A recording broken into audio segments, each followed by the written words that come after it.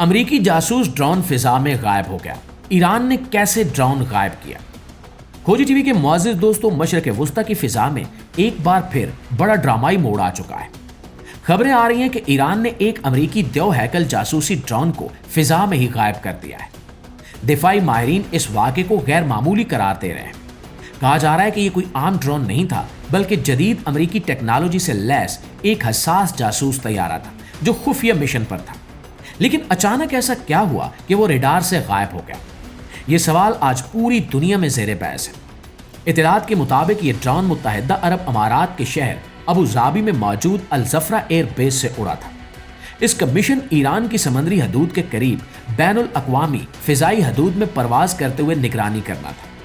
بتایا جا رہا ہے کہ یہ ڈرون تقریباً 32,900 فٹ کی بلندی پر پرواز کر رہا تھا اور ایران کے ساحلی شہروں کے سامنے سمندر کے اوپر اپنا جاسوسی پیٹرن مکمل کر رہا تھا۔ اچانک اس نے ایک ہنگامی سگنل بھیجا اور پھر اس کا رابطہ منقطع ہو گیا۔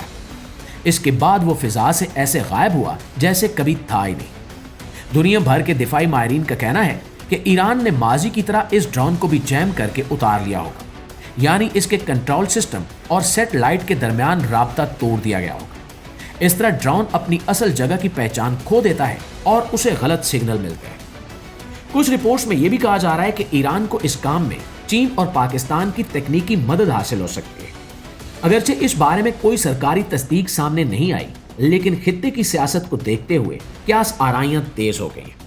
یہ پہلا موقع نہیں ہے کہ جب ایران نے امریکی ڈرون کو نشانہ بنایا ہے۔ 4 دسمبر 2011 کو ایران نے ایک امریکی ڈرون کو قابو میں کرنے کا دعویٰ کیا تھا۔ اس وقت بھی ایران نے کہا تھا کہ اس نے ڈرون کے نیویگیشن سسٹم کو جام کر کے اسے محفوظ طریقے سے اتار لیا۔ بعد میں ایران نے اسی ٹیکنالوجی کی بنیاد پر شاہد 171 نامی ڈرون تیار کیا۔ اس واقعے کے بعد پینٹاگون میں تشویش کی لہر دوڑ گئی اور اب ایک بار پھر ویسا ہی خوف پیدا ہوتا دکھائی دے رہا ہے۔ ناظرین گرامی، ایران کے پاس پہلے سے شاہد 149 اور فطرس جیسے ڈرون موجود ہیں۔ یہ ڈرون نگرانی کے ساتھ حملہ کرنے کی صلاحیت بھی رکھتے ہیں۔ بعض ایرانی ڈرون زیادہ دیر تک فضا میں رہ سکتے ہیں، حتیٰ کہ 5 گھنٹوں سے زیادہ پرواز کرنے کی صلاحیت بھی رکھتے ہیں۔ لیکن یہ مانا جا رہا ہے کہ غائب ہونے والا حالیہ امریکی ڈرون زیادہ بلندی، زیادہ رفتار اور زیادہ فاصلے تک نگرانی کی صلاحیت رکھتا تھا۔ اس لیے اگر ایران واقعی اسے حاصل کرنے میں کامیاب ہو گیا ہے تو یہ اس کے لیے بڑی تکنیکی کامیابی سمجھی جائے گی۔ اگر ڈرون ایران کے ہاتھ لگ گیا ہے تو اب اس پر ریورس انجینئرنگ کی جائے گی، یعنی اس کی ٹیکنالوجی کو کھول کر سمجھا جائے گا اور پھر اس جیسا یا اس سے بہتر نظام بنانے کی کوشش کی جائے گی۔ اور یہی وہ مرحلہ ہے جس سے امریکہ کو سب سے زیادہ خطرہ محسوس ہو رہا ہے، کیونکہ ایک جدید ڈرون کی ٹیکنالوجی اگر نقل کر لی گئی تو خطے میں طاقت کا توازن بدل سکتا ہے۔ اس واقعے نے ایک بار پھر ثابت کیا ہے کہ جدید جنگ صرف میزائل اور بموں کی نہیں، بلکہ سگنل، سافٹ ویئر اور الیکٹرانک نظام کی بھی ہے۔ اگر ایران نے واقعی امریکی ڈرون کو فضا سے غائب کر دیا ہے تو یہ اس کی الیکٹرانک جنگی صلاحیت کا بہت بڑا مظاہرہ ہے۔